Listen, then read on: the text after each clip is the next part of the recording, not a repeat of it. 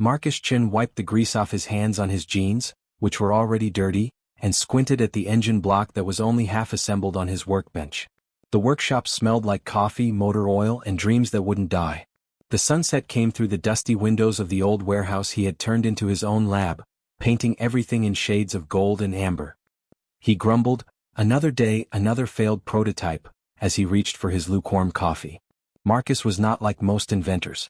At the age of 32, he left a promising job at NASA to work on his own projects. His mom said it was a waste. His ex-girlfriend said it was selfish. Marcus said it was freedom. The warehouse, which was hidden away in the industrial outskirts of Portland, Oregon, was his safe place. Tools were hung on pegboards like art. There were half-finished projects all over the place. A water purification system here, a solar panel prototype there, and drawings of machines that couldn't work on the walls. His phone vibrated. Rachel, his sister, was there. "Marcus, please tell me you're coming to dinner tomorrow. Your mom has been asking about you." He smiled even though he didn't want to. "I'll try, Rach. Just busy with something else." "You're always doing something. When was the last time you saw real people?" "I see people. The delivery guy comes 2 times a week." You could hear Rachel sigh even through the phone. "That doesn't count. Please come. Mom made your favorite." Okay. I'll be there." Marcus went back to the workbench after hanging up. That's when he saw the package. It was near the door, but a stack of old blueprints hid it. He made a face. He didn't hear anyone knock. The delivery man usually made a big deal out of being there by banging on the metal door like he was trying to wake the dead. The package was odd. It was an old-looking wooden crate with carvings on it that looked like they were glowing in the fading light. No label for shipping. There is no return address. Just those symbols, which were complicated and mesmerizing, like music that had been frozen into wood. What the hell? Marcus walked up to it carefully as if it might bite. He took a crowbar and opened the lid. Inside, there was a flat rectangular object about the size of a big book. It was surrounded by what looked like fabric that changed between solid and liquid states. It wasn't metal or stone, it was something in between. There were the same symbols on the surface as on the crate, but they looked like they were glowing from within. Marcus reached out, stopped, and then touched it. There was nothing. He carefully lifted it, surprised by how heavy or light it was. It felt like holding a lot of air, if that makes sense. He took it to his main workbench and cleared a space among the mess. The object looked even stranger under the bright LED lights. When he wasn't looking directly at them, the symbols seemed to change places. "Probably some complicated prank from the guys at the university," he said out loud, but his voice didn't sound sure. He took his magnifying glass and looked at the surface. The material was something he'd never seen before. Not made, at least not by any method he was familiar with. He took a few pictures with his phone, then opened his laptop and searched for the symbols. Nothing. Not in any of the databases he could get to. Marcus looked at the time. 8:30 p.m. He should probably have a snack. But curiosity ate away at him like a hungry animal. He got his tools and picked up a small probe. He touched it lightly to the surface of the object. Everything changed when the metal touched. The thing made a humming noise that he didn't hear with his ears but felt in his bones, teeth, and deep in his chest where his heart suddenly started pounding like it was trying to get out. The symbols lit up in a bright white light, then changed to colors that didn't have names, colors that his eyes shouldn't have been able to see but somehow did. Whoa. Marcus fell back and knocked over his coffee cup. He hardly noticed the brown liquid spreading across the concrete floor. The thing rose up from the workbench. It floated there, slowly spinning, and the air around it started to shimmer like heat waves rising from asphalt in the summer. The hum got deeper and filled the whole warehouse. The tools rattled on their hooks. The windows shook. Marcus could feel the sound in his DNA. After that, the light came. It burst out of the object in a glowing sphere that filled the whole workshop. Marcus put his arm across his eyes, but the light went through his eyelids, his skin, and everything else. It wasn't painful, it was just impossible. Light that felt like it had life, that seemed to hold information, emotion, and a goal. When Marcus finally opened his eyes, his workshop looked very different. The object was still floating, but it had somehow opened up, showing layers that weren't there before. Geometric patterns of light were projected into the space around it, making three-dimensional blueprints that moved and rotated. They showed Marcus machines, buildings, and ideas that were hard for his engineering mind to understand. Cities that bent space. Engines that burned stars. Communication networks that connected galaxies. And through it all, in every line, curve, and impossible angle, there was a presence. Marcus thought it was watching him. Not with eyes, There were none, but with a sense of awareness so old and vast that his mind couldn't even begin to understand it. This was not a recording. This wasn't a program that ran on its own. This was real. Marcus said, "Oh God. What did I do?" It was like a giant noticing an ant at its feet for the first time. The blueprints moved and put themselves back together. New patterns appeared, and they were simpler, as if the intelligence that controlled them was trying to talk to Marcus in a way he could understand. A symbol appeared in the air in front of him and pulsed softly. It looked a lot like a question mark, but not quite. More like a request. Or a hello. When Marcus took out his phone, his hands shook. He needed to write this down. He needed proof that he wasn't going crazy. The camera only showed his normal workshop, with the object sitting still on the bench and no light or blueprints floating around. He turned his head away from the screen. The blueprints were still there, still spinning and still showing him things that were impossible. "You're not showing up on camera," he said, surprised that his voice worked at all. "Why aren't you coming?" The blueprints rippled and a new picture appeared. It looked like an equation, but the variables didn't make any sense. States of energy that shouldn't be there. Math problems that didn't follow the rules he had learned. Even though he was scared, Marcus's engineer brain kicked in. This was a mystery. A problem that needs to be solved. Marcus Chin was very good at solving problems, and that was one of his best skills. He took out a notebook and began to draw, trying to copy the symbols and equations. His hand could barely keep up. For every one he drew, 3 more came out. The presence, he was beginning to think of it as a being with a purpose and intention, seemed happy with what he was doing. The hum changed to a higher pitch like music. Marcus said, "Okay," talking to himself as much as to the old intelligence he had awakened. "Okay, let's use our brains to figure this out. It's clear that you're not from here. No one on Earth could make these symbols or this technology. Either I'm having the most vivid hallucination of my life, or I just saw alien technology for the first time." He could swear that the blueprints pulsed in agreement. Okay. Technology from aliens. Of course. Why not? That kind of week it has been. He walked around the workbench slowly, looking at the projections from all sides. They showed what seemed to be stages of growth. Basic tools are being replaced by more advanced machines. Basic structures becoming works of art and architecture. It was a journey, a way to get from the start to something much bigger. At the end of that path, after billions of years of progress, there was a vision of civilization that made Marcus's heart race. Cities made only of light. Entities of thought and energy. Societies that had completely gotten past physical limits. It was lovely. It was scary. It was complete. Marcus said quietly, "This is what you want. This is what you want me to see. Some kind of final civilization. The ideal shape." The presence grew with what felt like agreement, like satisfaction, like finally someone got it. But Marcus felt something else deep down. Being alone. Whatever this intelligence was, it had been alone for a long time. It was dormant, waiting and hoping that someone would wake it up, see its vision and help it come true. Marcus remembered his sister's phone call, in which she gently nagged him to see people and not be alone. He knew what it was like to be alone. He had chosen it, accepted it, and told himself it was necessary for his job. But Rachel was correct. Being alone had a price. "How long have you been waiting?" he asked. The blueprints showed him how stars are born and die. Galaxies moving through empty space. Time was not measured in years but in the lives of stars. For billions of years. This thing had been waiting for billions of years. "Jesus," Marcus said softly. Rachel's text message said, "Mom says you better not cancel tomorrow. She is cooking a pot roast." He looked at the message, then at the alien presence that was impossible to ignore in his workshop, and then back at the message. His life would never be the same again. He had made first contact with an intelligence that was older than human civilization and even older than humanity itself. His sister was worried about pot roast. He laughed at how silly it was, a sound that echoed through the warehouse and sounded a little crazy. The blueprints flickered in and out of focus, as if they were confused by his laughter. "I'm sorry," Marcus said as he wiped his eyes. This is crazy. This whole thing is totally crazy. I was just trying to make a better engine, but now I have an old alien intelligence in my workshop showing me plans for a cosmic civilization. Do you get how crazy that is?" The blueprints changed again, revealing something new. Marcus had to think for a moment before he understood what he was seeing. It was the Earth.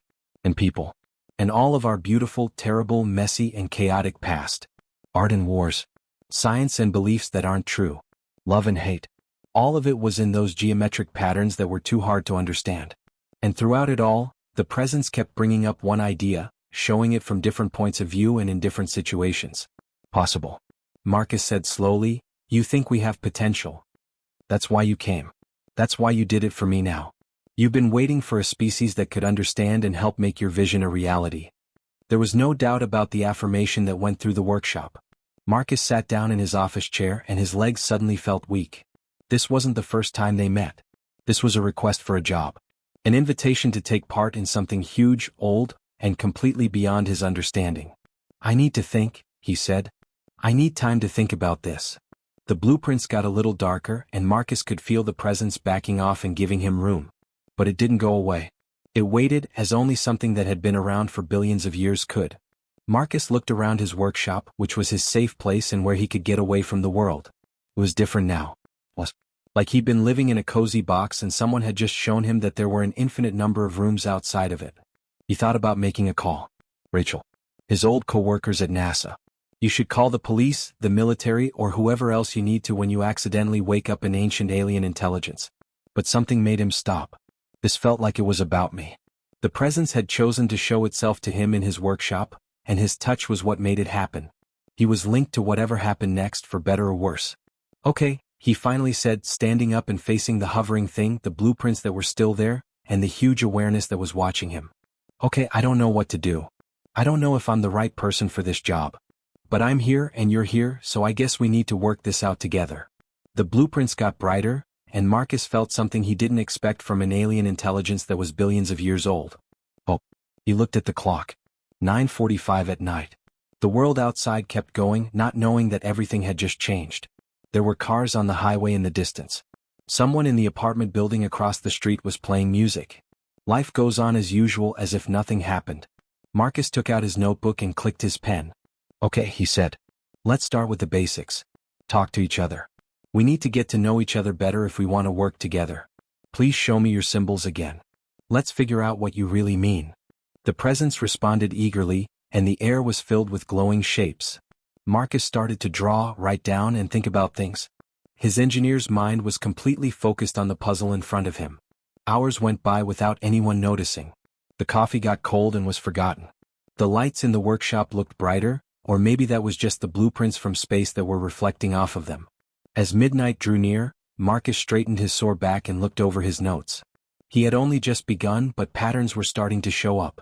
The symbols weren't just random, they were a complex and beautiful language that described ideas and technologies that would take a lifetime to fully understand. He said to the presence, "This is going to be hard." It replied in a way that Marcus was learning to see as agreement with a hint of humor. Yeah, you think that's funny, huh? Just hold on.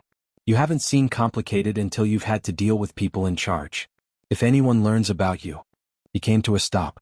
Wasn't that the question? What happened when people found out about this? Because secrets like this never stay secret for long. But that was a problem for the next day. Marcus had things to do tonight. He opened his notebook to a new page and wrote, Day 1 First Contact at the top. Then he smiled because it was so impossible. He said to the old presence, You know what? I don't think I'll be able to eat that pot roast dinner tomorrow. Rachel is going to kill me. The blueprints flickered, and Marcus could have sworn that the presence was laughing with him. Portland was asleep outside.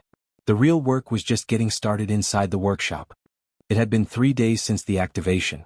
3 days of Marcus not sleeping much, living on coffee and takeout, and writing down his thoughts in notebook after notebook. He had started calling the presence architect in his notes, but it hadn't confirmed or denied the name. The presence had been very patient with his clumsy attempts to talk to it. Rachel had called 6 times. Marcus had sent back vague messages of comfort but would not talk about it over the phone. Some talks needed to happen in person. Marcus realized he had made a breakthrough when he looked at his 7th notebook. The symbols weren't just a way to write. They had many sides. The meaning of each glyph changed depending on the situation, where it was placed, and even what the person looking at it meant. It was like trying to read a language where every word was a sentence, a paragraph, and a whole book at the same time. Marcus said out loud, You're not talking the way we do. His voice was hoarse from not using it. Linear language doesn't work for you. What do you think? Clouds of probability? What are quantum states? The architect responded by showing a new picture. It showed a brain with neural pathways lighting up in a chain like thoughts following thoughts. Then it showed something completely different. A network where every node was connected to every other node at the same time, and information flowed in all directions at once, with the past, present, and future all existing as one. You feel time differently, Marcus said with a sigh. You're not stuck in a linear cause and effect chain like we are. That's why your symbols are so hard to understand. They encode information in more than one time dimension. The confirmation that flooded through him was electric. The architect's presence grew stronger, and Marcus could feel its excitement like a real force. But here's the problem, Marcus said as he walked back and forth, his mind racing. I'm a person.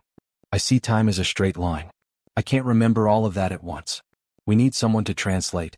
Something that can take your complex ideas and turn them into things that my brain can understand. This was something the architect had thought of. There were new blueprints that showed a device that was beautiful, small, and impossibly advanced. A neural interface. Not rough electrodes or surgical implants, but something that worked with the brain's own quantum processes to connect human linear thought with the architect's simultaneous awareness. Marcus looked at the design with more and more amazement. It was brilliant. Instead of making the brain think like the architect, it made a translation layer that kept the meaning while changing the form. It's like reading poetry in translation. It's not the same as the original, but it has the same meaning. How long would it take to put this together? Marcus wanted to know. The architect gave him a timeline. With the technology we have now and Marcus working by himself, it would take about 6 months. With the right tools and help, maybe 2 months. Marcus said, I can't do this by myself. I need help. But who can I trust with this? Who won't try to turn you into a weapon or put you in a government lab right away? The architect showed pictures of people. Marcus knew some of them, old co-workers from NASA, researchers he'd met at conferences, and a few professors from colleges in the area. The architect had been watching, learning, and making profiles of people who might be good partners. Dr. Lena Volkov, a neuroscientist at Oregon Health and Science University, was one face that stood out. Marcus had only met her once, at a symposium. She had done research on brain-computer interfaces that was years ahead of anything else in the field. More importantly, she had left a high-paying job at a big tech company because she didn't agree with their ethics policies.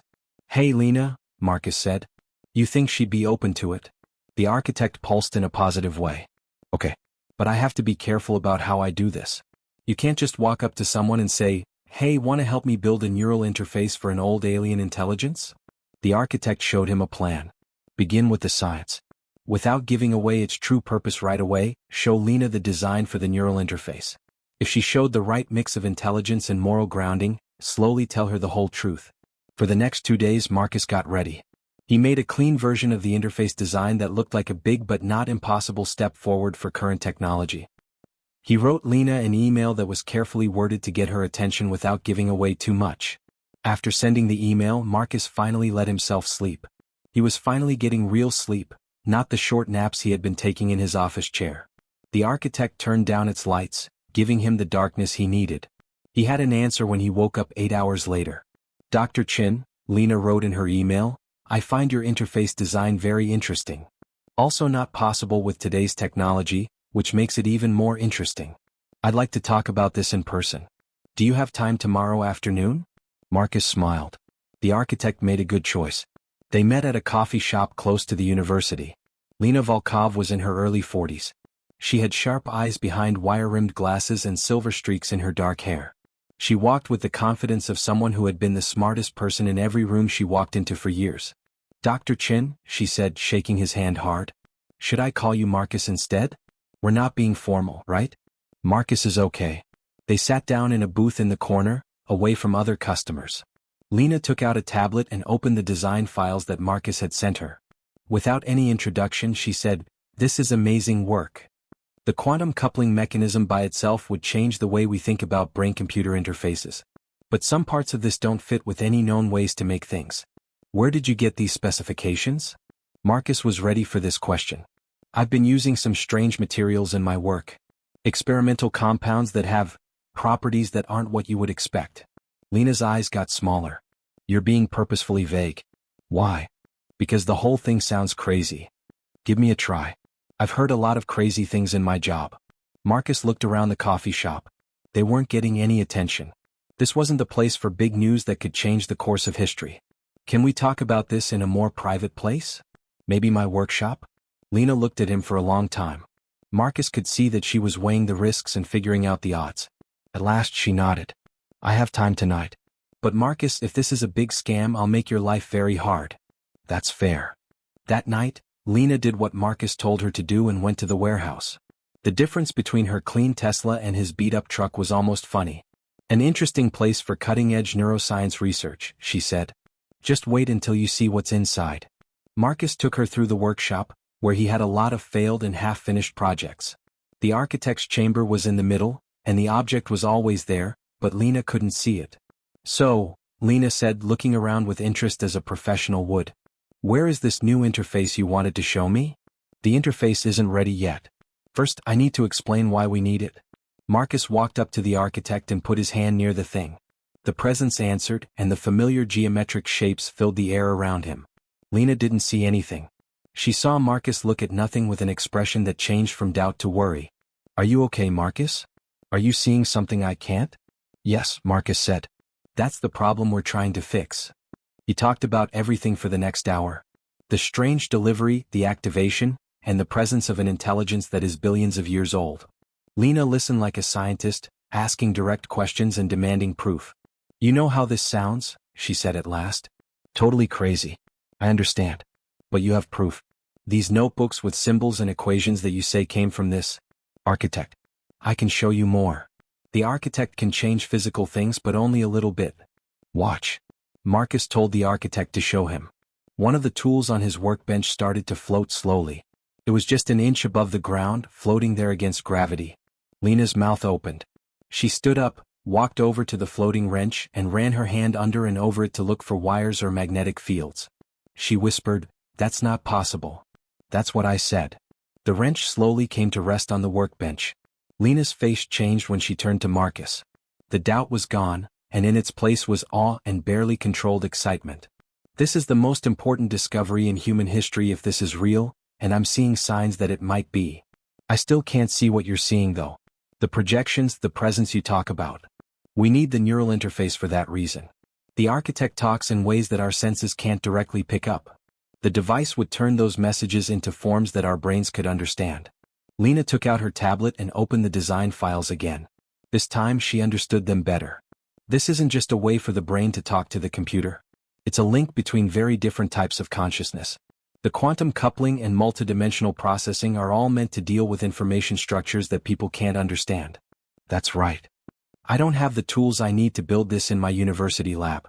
Specialized tools, hard to find materials, and complete secrecy. If people find out before we're ready, governments and businesses will come after us like vultures. I understand. That's why I need your help. Your knowledge, your connections, and your ability to work in secret. Lena was quiet for a long time, and it was clear that her scientific mind was racing through all the possible meanings and effects. She finally said, "I'm in. But I have some rules. First, we need to be completely open with each other.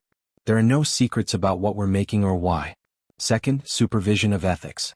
We can build this, but that doesn't mean we should do it carelessly. Third, I want to be able to get to everything all the time. This is too important to not write down." Agreed on all points. They shook hands, and Marcus felt like a weight had been lifted from his shoulders. He was no longer by himself. The architect's pulse quickened with happiness, and Marcus could tell that it liked the new partnership. Marcus and Lena worked together to improve the interface design over the course of the next week. Lena had knowledge that Marcus didn't have, so she pointed out possible problems with the neural coupling and made suggestions for how to fix them.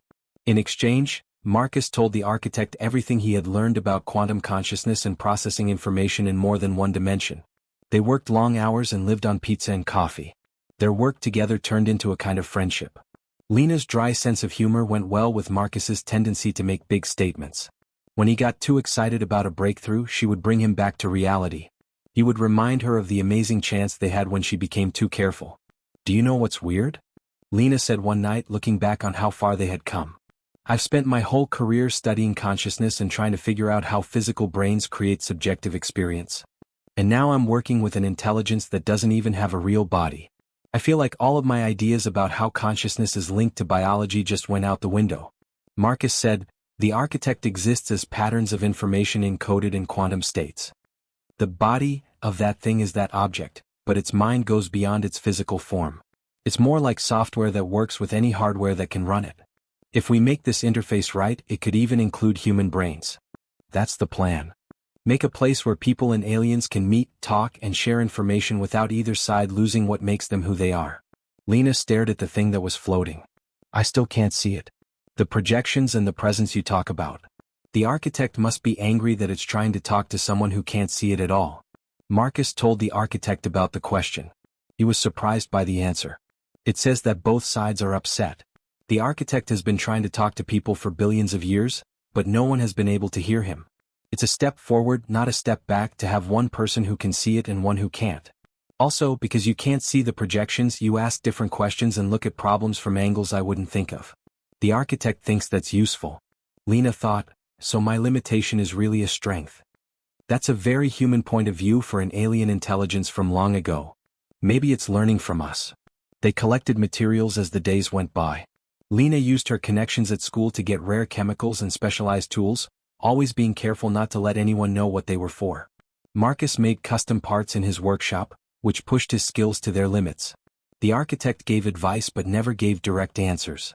It would show them principles and possibilities, but it would be up to people to figure out how to put them into action. Marcus realized that this was on purpose. The architect wanted people to work with him, not for him. It appreciated their different ways of doing things, even when those ways weren't the best for it. They had a working prototype of the first part, a quantum resonator that would connect human brain activity to the architect's multidimensional communications, 2 weeks into the project. Moment of truth, Lena said as she turned on the device. The resonator came to life with a hum, and Lena gasped for the first time. I see it, she said softly. Just flashes and pieces, but I can see the projections. Marcus, it's lovely. The architect's presence grew stronger, and it was clear that it was happy that another person could now see it, even if only a little. They had crossed another line. The way ahead was becoming clearer, and what had seemed impossible was slowly becoming just very hard. Marcus looked at Lena, the resonator that was softly glowing between them, and the architect's projections that they could both see. We're really going to do this, he said. Yes, Lena said. We're really doing this. And in the quantum states that made up its mind, the architect felt something it hadn't felt in billions of years. True partnership with beings who didn't see it as a tool or a god, but as an equal partner in creation. The 4th week of the project started with an explosion. There wasn't a big explosion. Marcus's workshop was still standing. But it was big enough to fill the room with thick smoke and make Lena duck behind a metal workbench. What happened? She asked, coughing and waving the smoke away from her face. Marcus came out of the fog with his hair standing on end and holding the burning remains of the neural interface's power coupling. He looked over the blackened parts and said, the quantum harmonics were off by 0.003%. Looks like that's enough to cause a cascade failure. Lena said again in a flat voice, 0.003%. We need accuracy down to the 1,000th of a percent? Welcome to working with technology made by beings who see the world at the quantum level. The architect made new diagrams that showed the right harmonic ratios. Marcus looked at them and groaned. This can't be done. We don't have the tools to measure tolerances this small, let alone make things to them. So we make do, Lena said, her voice changing from worried to determined. She walked to Marcus's workshop and started going through the supplies. We can't match their accuracy with our technology, but maybe we don't need to. What if we use loops of feedback? Instead of trying to get it right the first time, build the system so that it can fix itself? Marcus's eyes lit up. Calibration that changes over time. The architect shows us the best way to set things up, but we add parts that automatically adjust to keep those harmonics even when things change. They worked on rebuilding the power coupling in this new way for the next 3 days. They didn't try to make perfect static parts. Instead, they made systems that could change and make up for problems. It was messier and less elegant than the architect's perfect vision, but it worked. More importantly, it worked in ways that the architect thought were really cool. Marcus could tell that the architect was interested in their approach through the interface fragments they had finished. The people who made it had tried to make it perfect by being exact. People were trying to make things work by changing them. Neither method was better than the other, they were just different, and that difference led to new options. Do you know what we're doing? Lena said one night while she was soldering connections on the most recent version. We're showing an old alien intelligence how beautiful good enough is. Marcus laughed. I don't think anyone has ever said it that way, but yes. The people who made the architect would have spent years perfecting the power coupling until it was perfect. We spent 3 days making something that works pretty well and can fix itself when things go wrong. It's like the difference between a Swiss watch and a living thing that can heal itself. Both tell time, but only one can fix itself. The architect's body language showed that they were happy and amused at the same time. It was learning that being strong might be more important than being perfect. But not everything could be fixed by making things up on the spot. The neural interface needed materials that couldn't be found on Earth.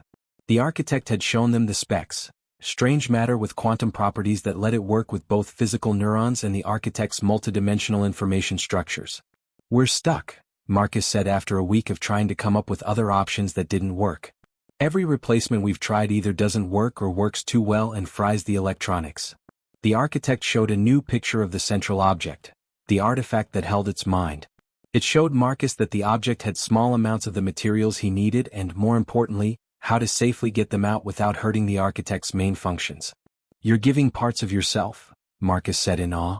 "Giving up parts of your body so we can build this." The affirmation was clear but gentle. The architect had been waiting billions of years for this chance. Giving up small parts of its housing was a small price to pay for real communication with another intelligent species. Lena carefully set up the extraction process.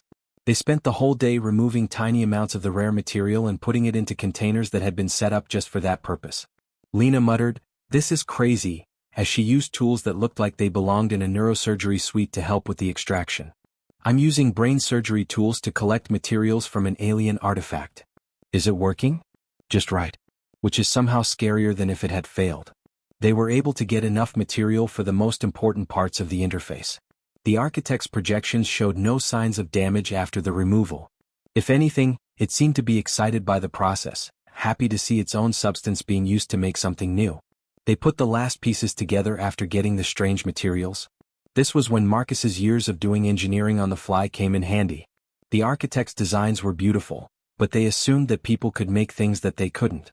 Marcus had to turn those beautiful shapes into buildings he could actually make. This led to some strange solutions.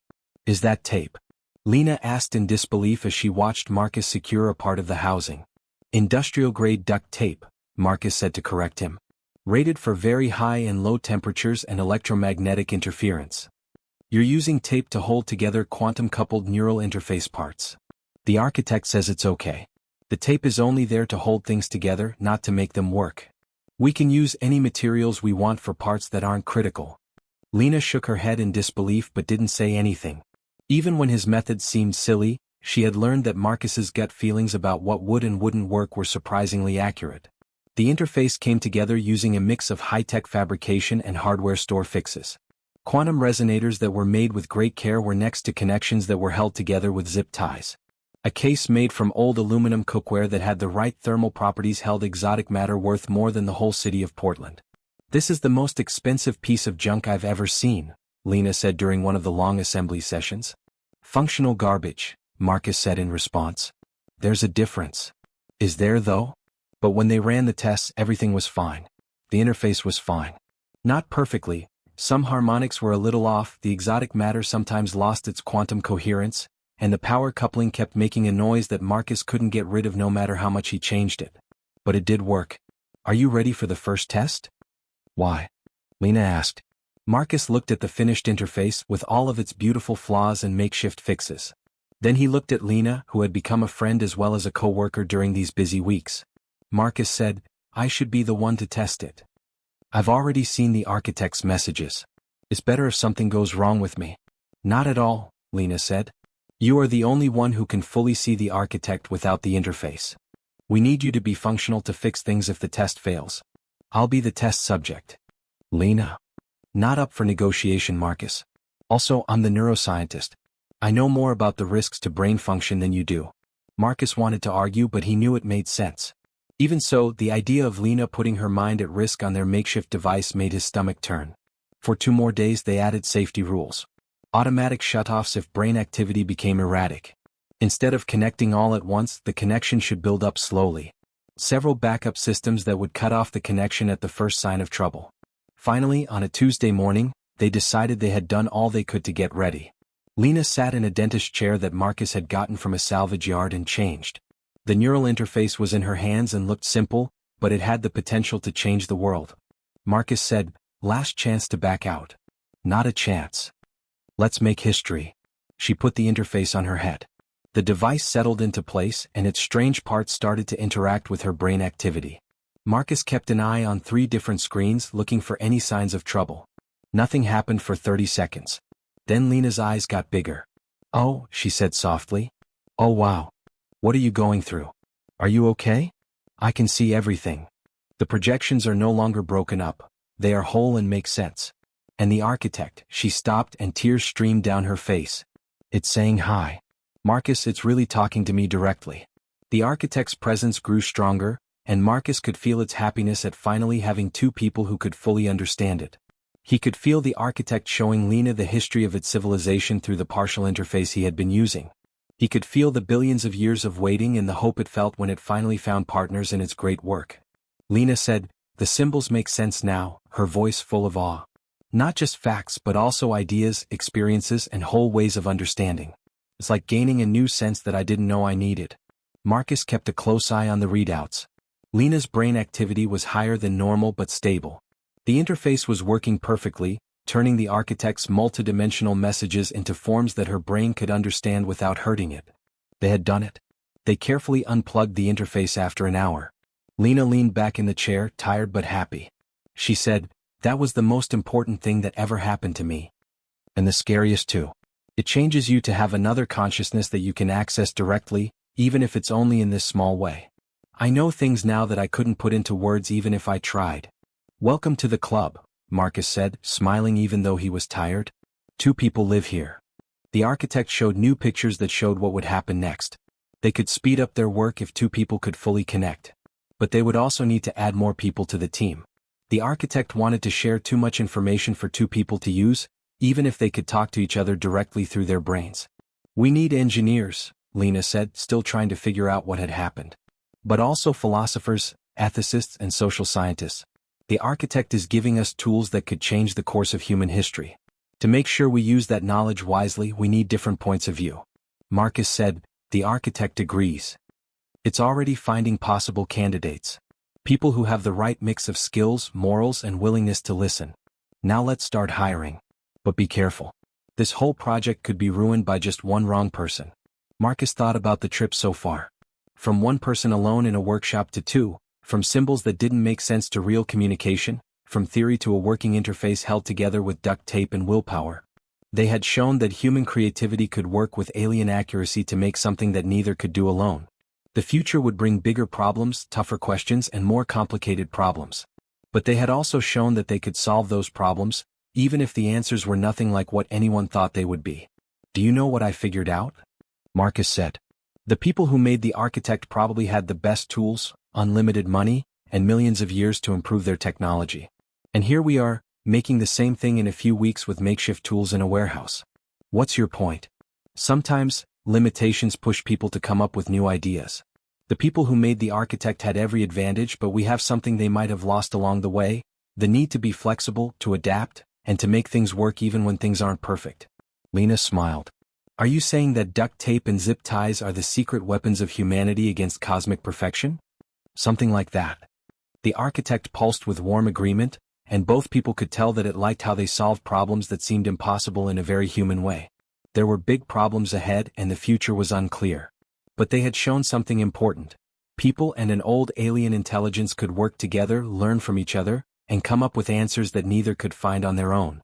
And what if those solutions were a little rough around the edges, held together with makeshift materials and a lot of willpower?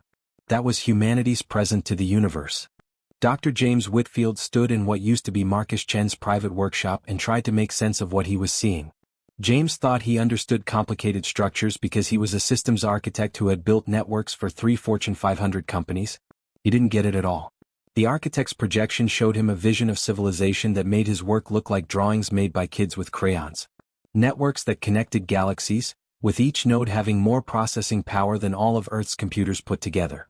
He had a hard time understanding that communication systems could work across different dimensions. Social structures that struck a balance between individual freedom and a shared goal in ways that human governments had never been able to do. He finally said, "This can't be done." Lena smiled and said, "That's what everyone says at first."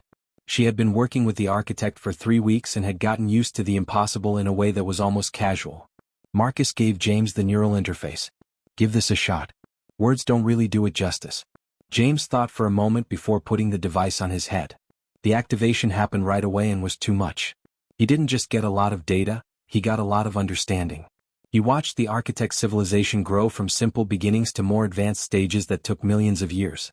Saw them learn to control energy, go beyond their biological limits, and change reality at its most basic levels. And he saw them fall. Not through war or disaster, but because they had reached such a high level of perfection. What is the point of a civilization that is perfect, where every problem has been solved in the best way possible, where everyone agrees, and where everything works perfectly? The people who made the architect had built paradise and found it too hot. Some went to higher dimensions. Some people chose to go back to being different instead of staying perfect, which was a choice they made on purpose. The architect was the only one left, a reminder of what they had done and a warning about the risks of their success. James took off the interface with shaking hands. They got everything they wanted and it ruined them. Not destroyed, Marcus said. Changed. They decided to move on instead of staying in their perfect world. But yes, their success was also what held them back. And now the architect wants people to do better? James asked. To build that perfect society while somehow avoiding the trap of perfection? The architect showed James new pictures and he didn't need the interface to get the main point. Not better. Not the same. The architect didn't want people to build what they had made. It wanted to see what people would make with the same information, but with different values and points of view. Marcus and Lena carefully grew the team over the next month. The same thing happened to each new member. They were first skeptical, then shown evidence, then met the architect and finally accepted a reality that was much stranger than they had thought. Dr. Amara Osei came from Ghana and brought with her knowledge of sustainable development and a point of view shaped by seeing how technology affects developing countries.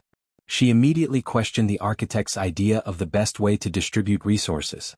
Your civilization reached perfect efficiency, Amara said at her first full team meeting, pointing to the architect's projections. Everyone's needs are met exactly with no waste and the most use. But where's the party? Where are the extra things, the festivals and the art made just for fun instead of a reason? The architect stopped to think about this criticism. Its projections changed to show celebrations from the civilization that made it. They were beautiful, mathematically perfect examples of how to use art. And they were completely clean. You had a party with math, Amara went on. People celebrate with disorder. We waste resources on decorations, make too much food, and do things that don't have a practical purpose because that's the point. Marcus could tell that the architect was interested through the interface. It had never thought about this point of view before. Waste as a resource. Inefficiency as good. The ideas themselves seemed to go against its basic programming. But it was a lesson. The ethicist Professor David Wright had other worries. This technology gives us more power than we are ready for. The energy systems could fix climate change on their own, but they could also be used as weapons. The medical knowledge could get rid of diseases, but it could also be used for biological warfare. How do we make sure that people use it responsibly? We can't, Marcus said. Not with 100% certainty. But we can choose what information we share when we share it and who we trust to use it. David said, that makes us gatekeepers. Who gave us the right to choose what people are ready for? Everyone in the room was quiet. It was a question that everyone had thought about on their own. Lena finally spoke. Nobody gave us that right. We claimed it by being the first to talk to the architect. But David is right. We can't stay in that position forever. This needs to be made more democratic in the end. How? James asked. You can't just put instructions for making technology that changes reality on the internet. Yes, Amara said. But we can make institutions. International organizations that represent different points of view, ethical frameworks that change as the technology spreads, and schools that teach people how to use this information responsibly. The architect showed them visions of how its own civilization had dealt with the spread of transformative knowledge, which made them agree. Not by limiting people but by teaching them and letting their cultures change. They made sure that everyone knew not only how to use advanced technology, but also why some uses were good and others were bad. Marcus said, that took them thousands of years. We don't have that kind of time. Climate change, the spread of nuclear weapons, and the risk of AI are all threats to humanity's existence right now. We need these answers right away. Then we make a list of what is most important, David said. First, focus on technologies that can help with current problems. Energy systems that help fight climate change. Medical breakthroughs to heal illness. Tools for talking to each other to avoid fights. Save the things that change reality for when we've grown up as a species. After weeks of heated debate, they came up with a plan. Technologies would be released in groups, starting with the least risky ones and moving up to the most risky ones. Before moving up to the next level, each tier would require proof that the previous tier was used responsibly. Better batteries, more efficient solar panels, and better medical imaging were all part of Tier 1. Innovations that were important but not game-changing. Tier 2 brought about big changes that were easy to understand, like fusion power, quantum computing, and nanotechnology with some limits. The really groundbreaking abilities were in Tier 3 and higher, like manipulating strange matter, engineering dimensions, and changing consciousness. Before moving up, people would have to show that they could handle each level. The architect got more and more excited about these talks. Its projections got better, showing not only technical details but also social effects, moral issues, and problems with putting them into action. It was learning to think like a social architect as well as an engineer. One night, while working late, Marcus was the only one there with the architect. He put on the interface and started a conversation right away. He said, "You have changed. Since we first turned you on. You're not just sharing information anymore. You're working together, thinking about how people see things, and even admitting that your original civilization may have made some mistakes." The architect's answer was complicated. It proved that talking to people was changing it. For billions of years, it had been the same, with perfect but frozen knowledge. Now it was getting bigger again, adding new ideas and challenging old ones. Marcus realized that the architect was scared because he could sense deeper currents in his mind. Not of people. Of change. The people who made you were so afraid of change that they either went beyond time and space or broke back into chaos. You're stuck between those two extremes trying to find a way out. The affirmation had a hint of weakness. The architect never thought he would change again. Evolution brought about uncertainty, and uncertainty brought about risk.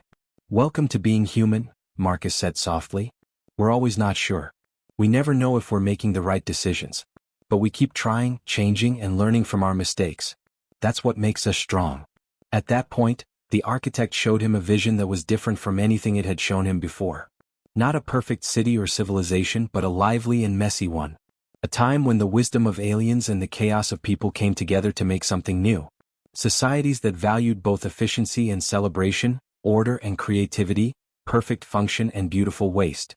It was a vision of not quite perfect perfection, and it was beautiful. "You're starting to dream," Marcus said in awe. "Not only remember what happened but also think about what could happen." "That's amazing." The architect's body was full of an emotion that Marcus couldn't quite put into words. Hope and fear were mixed together, as were excitement and doubt.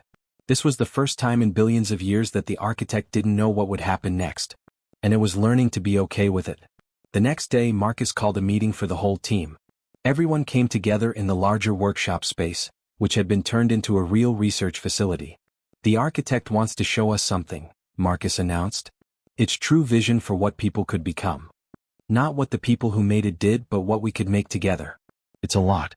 You all need to be connected for this." They put on their neural interfaces, 6 people, all connected to an intelligence that is billions of years old and about to see a dream of the future. The architect's projection filled the whole building and beyond, making a vision that everyone could see at the same time. They saw a new Earth.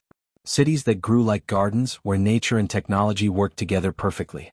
Buildings that used photosynthesis, roads that cleaned the air, and cars that ran on starlight. These cities, on the other hand, were full of life, chaos, and human energy and diversity, unlike the sterile perfection of the architect's creators. They saw people spreading out through the solar system and then beyond. They didn't conquer space, they tended to it, bringing life wherever they went. They saw that conflicts could be resolved not by everyone agreeing, but by using frameworks that made disagreement helpful instead of harmful. They saw the end of suffering that people didn't choose, disease cured, hunger ended, and damage to the environment repaired. But they also saw that people were still choosing to face challenges, still finding meaning in their struggles, and still making art, music, and literature that came from their flaws. They saw that humanity would keep its basic chaos, but they would also get the tools to turn that chaos into something useful instead of harmful. Through the interface, the architect said, "This is what's possible. Not unavoidable. Not sure. But you can choose it." Amara wiped her eyes dry. "It's lovely. Beautiful but messy, strange, and completely human. How long will this take?" James asked. "Centuries? Thousands of years?" The architect showed timelines. "If we keep using our knowledge in a steady way, carefully sharing it, and using it wisely, we could reach this future in about 200 years. Not even a tenth of the time it took to make the architect. Lena understood, because we're not starting from scratch. We already have science, technology, and social structures. We just need to make better decisions and use better tools. And because you're willing to accept flaws, the architect said. My creators spent millions of years making everything perfect. You will build quickly, make mistakes, try again, and get better. Your speed is your messiness. David brought up a worry. But this vision is based on the idea that people mostly make good decisions. What if we don't? What if we use your knowledge to make new kinds of oppression, or use technologies we're not ready for to destroy ourselves? The architect changed its projection to show darker timelines. Futures in which human greed and short-sightedness turned gifts from aliens into tools of pain. They were terrifying and completely believable. The choice is yours, the architect said without any extra words. I give you knowledge, not fate. You need to choose what to do with it. Marcus looked at his team, which was made up of people who had come together by chance and alien intervention. Lena is a neuroscientist, James is a systems architect, Amara is a development expert, and David is an ethicist. Each one is smart in their own way and offers important points of view. Marcus said, we can't make this choice by ourselves. We're 6 people. There are 8 billion people in the world. In the end, everyone has a say in what kind of future we make. Okay, Lena said. But we can begin the process. Put in place the structures, protections, and organizations that will help people make smart decisions. And we write everything down, Amara said. Don't just show people the chances, show them the risks as well. Show them both the beautiful future and the scary one. Treat people like adults who can make tough choices. The architect sent out a pulse of approval. This was exactly the kind of wisdom it had been looking for in people. Not blind hope or fear that would stop them in their tracks, but a clear understanding of both the good and the bad. The rest of the day was spent making plans for what to do next. James would make communication networks that could one day connect everyone on Earth. Amara would come up with plans for fairly sharing new technologies. David would write rules about what is right and wrong. Lena would keep improving the neural interface technology to make it safer and easier to use. Marcus would be the main point of contact with the architect, turning its billion-year-old knowledge into language that people could use. It was a huge job. It's too much, really. But this was the first time since he touched that strange object that Marcus really felt hopeful. They weren't just figuring out old information.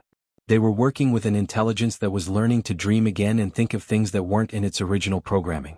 The human and the alien were making something new together. Not perfect, not ever perfect, but they could both be great in ways that neither could do alone. The big plan had been shown. Now came the hard part, putting it together. Dr. Elena Vasquez didn't believe easy answers. She had seen too many miracle solutions turn into nightmares as the head of DARPA's Advanced Technology Office. So when she got preliminary reports about a small research group in Portland making impossible breakthroughs in several fields at once, her first thought was to be suspicious. Her second instinct was to look into it herself. Elena's view of the world was changing quickly as she stood in Marcus Chen's building with geometric patterns of light that shouldn't be there all around her. An alien intelligence, she said slowly, trying to keep her tone neutral. Billions of years old. Giving people the tools they need to change the world with technology. You want me to believe that you're doing this as an independent research project? Marcus had been looking forward to this. Someone in the government would notice eventually. He had hoped for more time. He said carefully, we're not hiding anything from the right people. We're making sure we have the right protocols in place before we tell everyone what we've found. Responsible protocols, Elena said again. Like making your own choice about what humanity is ready for? Dr. Chen, that's not your choice to make. Whose is it then? Lena spoke up. If we had called the government right away, they would have taken this building, locked the architect up in a secret bunker, and used the knowledge as a weapon before anyone thought about the moral issues. Elena's face didn't change, but Marcus could see that her eyes were a little tense. Lena had hit a nerve. You're thinking the worst about what the government wants, Elena said. Lena said, I'm using patterns from the past to make my point. Name one new technology in the last 100 years that wasn't quickly looked at for military use. The quiet went on and on. Elena couldn't deny that fact. At last she let out a sigh. You are not wrong. It would be very hard to resist the urge to use something like this as a weapon. But that doesn't mean you can make decisions on your own about technologies that could affect everyone. David stepped forward and said, we agree. That's exactly why we've been working on frameworks to make this knowledge available to everyone. But first, we needed time to figure out what we were dealing with. Elena looked at each person in the room and thought about what they might do that could be dangerous or helpful. Show me. Show me everything. They did for the next 6 hours. Elena talked to the architect and saw for herself how big their mind was. She looked over their research, their safety rules, and their moral frameworks. She deserves credit for being professionally skeptical while also being open to evidence. This is real, she finally said, taking off the neural interface. I was half expecting a complicated hoax or a crazy dream. But this is real and the effects are huge. So what's next? Marcus asked. Elena said, now we talk. DARPA can't just take over this facility. You've made sure there are enough witnesses and paperwork to show that trying to do so would only make things worse. But we can't let you work completely on your own either. The risks are too high. What do you want to do? Amara wanted to know. Conditional oversight. You are in charge of the research and have the final say on what information is made public. In return, you agree to receive government money, protection, and representation from the right agencies to make sure that national security issues are taken care of. No military uses, Marcus said right away. Elena's jaw got tight. That's not possible. Lena added, it's not up for negotiation. The architect knows how to make weapons that are even more powerful than nuclear bombs. We won't be responsible for letting that out into the world. What if China, Russia, or another powerful country gets military uses first? Elena said. We're putting our whole country at risk if we disarm on our own while others use this information to arm themselves. The architect, which had been watching without saying anything, suddenly showed new images. As the vision unfolded, everyone went quiet. It showed different species at different stages of development and civilizations all over the galaxy. Some people turned every piece of technology they found into a weapon, which led to short periods of military dominance followed by self-destruction or stagnation through endless arms races. Some people sought knowledge for peaceful reasons, which led to the creation of societies that lasted for millions of years. It was clear that species that used transformative technologies as weapons usually killed themselves or others within a few thousand years. People who were able to control their destructive urges sometimes lived long enough to really thrive. David said, the architect is taking a position. That's different. It usually doesn't care about what people do. Marcus understood the architect's reasoning through the interface. It had stayed neutral on a lot of issues, giving people the freedom to choose their own path. But on this one issue, whether to work on developing weapons, it felt like it had to share the information. It was impossible to ignore the strong link between weaponization and extinction. Elena stared at the projections, her military training fighting with what she saw. Are you saying that every civilization that tried to be the best at war failed? Not every, Amara said as she looked over the numbers. But most of them. Based on these numbers, about 87% of people. The other 13% are still stuck in cold wars that will never end, using all their resources to keep the peace and never being able to reach their full potential. And what about the peaceful civilizations? Elena wanted to know. James said, some failed too. About 20%. Conquered by more aggressive species or wiped out by threats to their existence that they couldn't fight off. But the other 80% did well.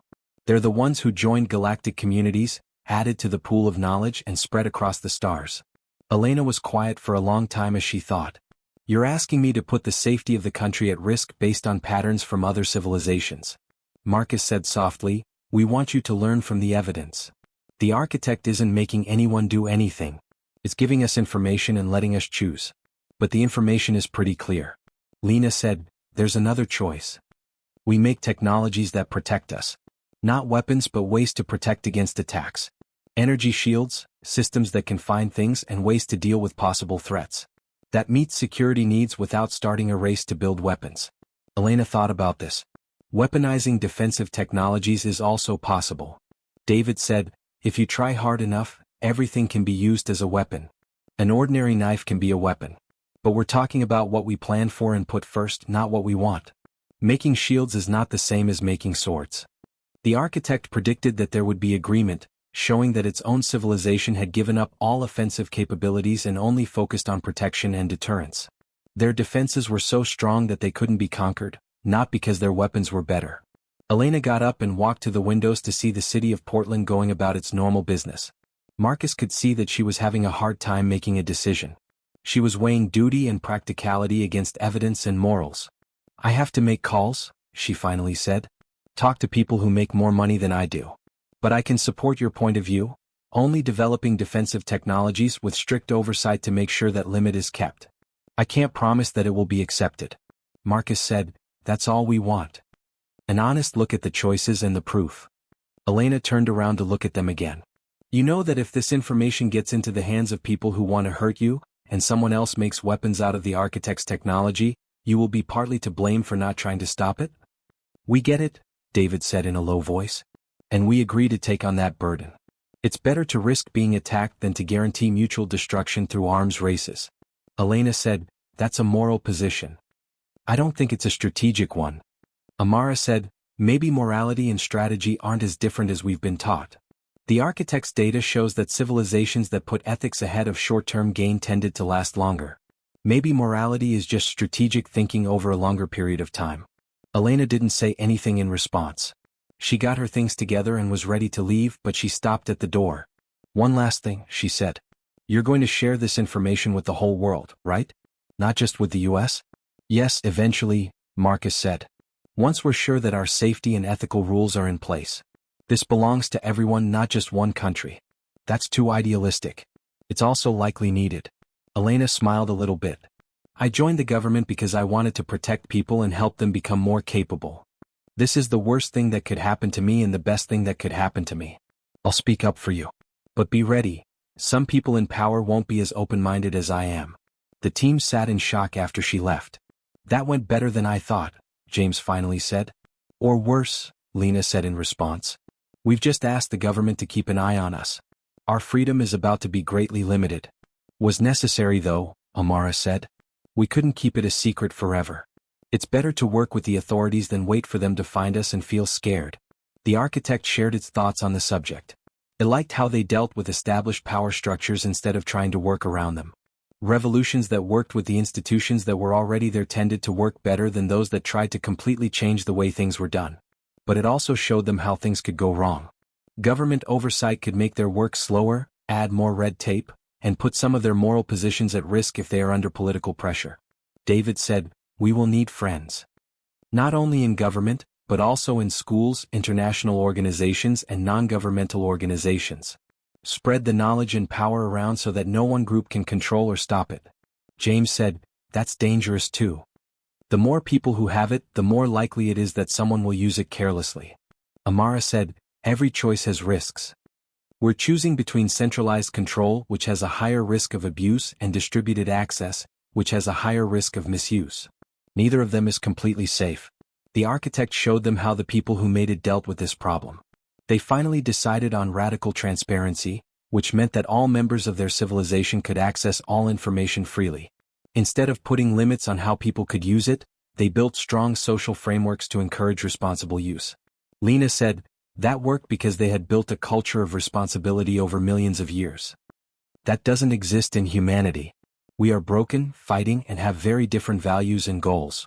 Maybe that's what we need to work toward, Marcus said. Not forced unity, but enough understanding of the consequences that most people make good choices most of the time. David said, that's a goal for a long time. Marcus reminded them, the architect's timeline says it will take 200 years to reach its vision for humanity. We're not going to fix everything tomorrow. We're starting things that will take many generations to finish. The talk went on for a long time into the night. They talked about different ways to do things, weighed the risks, and thought about what could go wrong. The architect took part, giving information and points of view but never telling people what to do. Marcus felt more and more responsible as everything went on. They weren't just making decisions based on technology anymore. They were making rules that would have an impact on all of human civilization's future. It was scary.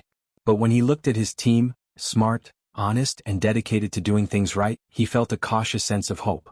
As the meeting came to a close, Marcus said, the people who made the architect failed because they made it perfect and had nowhere else to go. We're not going to do that.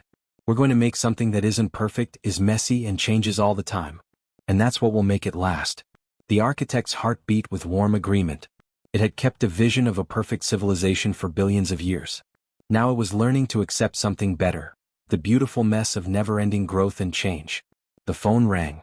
Elena calling back sooner than I thought. I've talked to the people who make the big decisions, she said right away. They want a full briefing. Washington, D.C. tomorrow. Bring your team and be ready to show everything. Tomorrow? Marcus said. That's not a lot of time. Tonight, the other option is a Black Ops seizure. I bought you 12 hours. Don't waste them. She hung up the phone. Marcus looked at the people on his team. Who wants to go on a road trip? They had 12 hours to get ready for a presentation that would either get them conditional independence or put the architect in a secret facility for the rest of his life. Don't worry. The Pentagon briefing room was meant to scare people. Huge screens on the walls showed live data from military operations all over the world. There were people from every major defense and intelligence agency at the conference table, as well as White House advisors. At one end of the room, Marcus and his team stood with their portable interface equipment, which looked like a bunch of junk compared to the room's billion-dollar infrastructure. Hello everyone, Elena Vasquez said. What you're about to see will make you question what you think is possible. Please don't make a decision until you've looked at all the evidence. General Robert Hawthorne, the head of the Joint Chiefs of Staff, looked at Marcus with a look of doubt. You say you have access to alien technology, Dr. Chin? The burden of proof is high. I get it, General. That's why I've brought demonstrations. Marcus turned on the portable containment unit. The architect's presence grew, but people who didn't have interfaces couldn't see it. However, it caused measurable